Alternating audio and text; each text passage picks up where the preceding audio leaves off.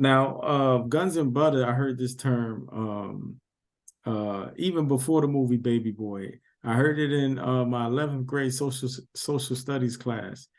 Um, and before I get a definition, what's your definition of guns and butter? I don't know. That's the first I heard of it, to be quite So honest. it's a governmental term that they use when they bringing out that fiscal budget, and they got to determine how they want to spend the governmental funds, and they weigh it whether you're going to spend it on war, like beefing up armed forces, Mm. or Or civilian food, goods. Yeah, like civilian goods. food, guns and butter.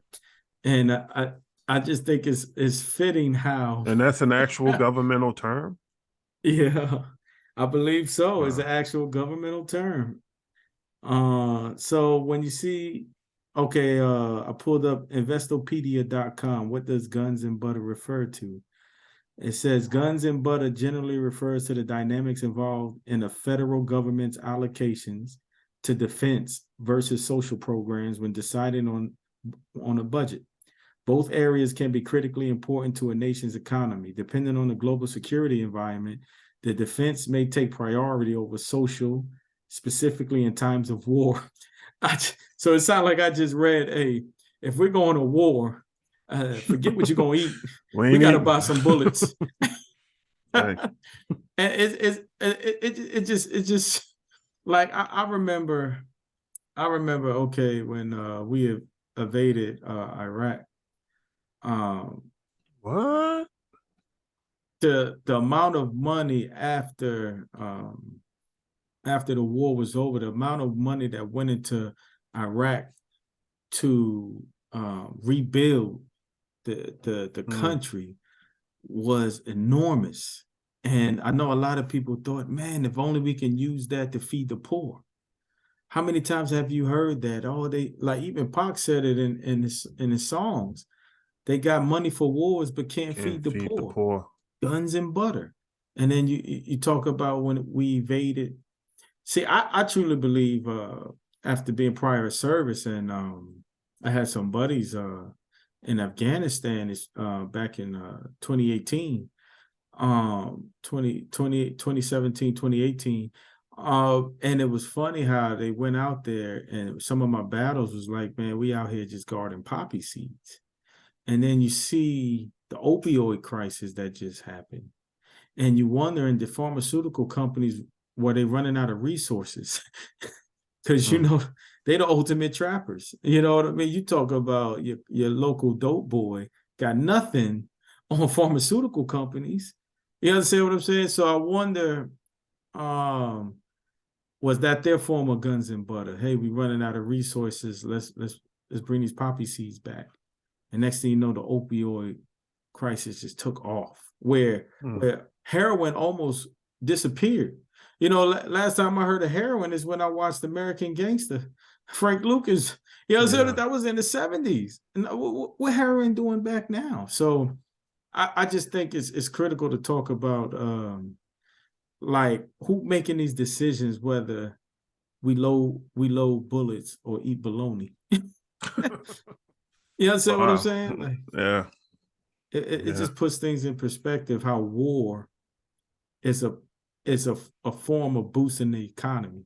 I think we spoke about that earlier. Like, how the heck is war a form of boosting the economy?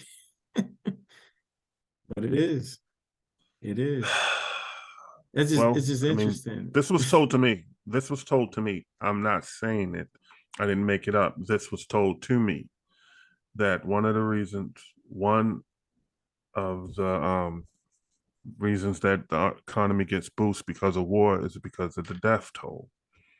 You know, that was told by me by somebody that was actually in a military branch, and we Saying sat war is, down. is a form of population control.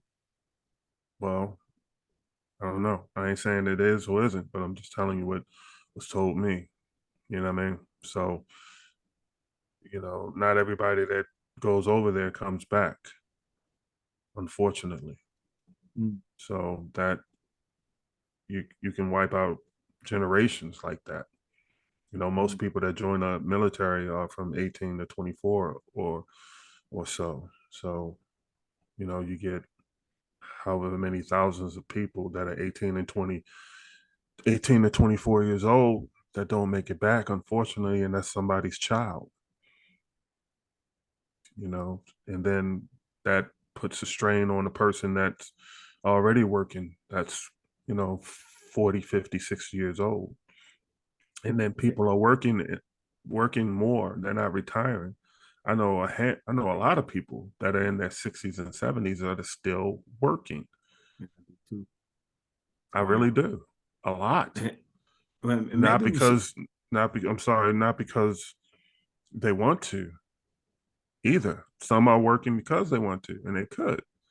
And some are working because they have to. And like, how is that right? Saying How is that right? what you relaying to the people is like on that micro level, how war affects an economy and a family. On a macro level, we're talking about, let's say Detroit was a country, and Detroit, as we know, went bankrupt. Um, if Detroit was a country that was going bankrupt, they can actually start a war and boost the economy up, and everybody's flourishing. And on the macro level, think about it. They're borrowing. They're borrowing to construct tanks. They're borrowing to construct bullets. The economy is booming because everybody's working now off borrowed money. But we never asked the question, who,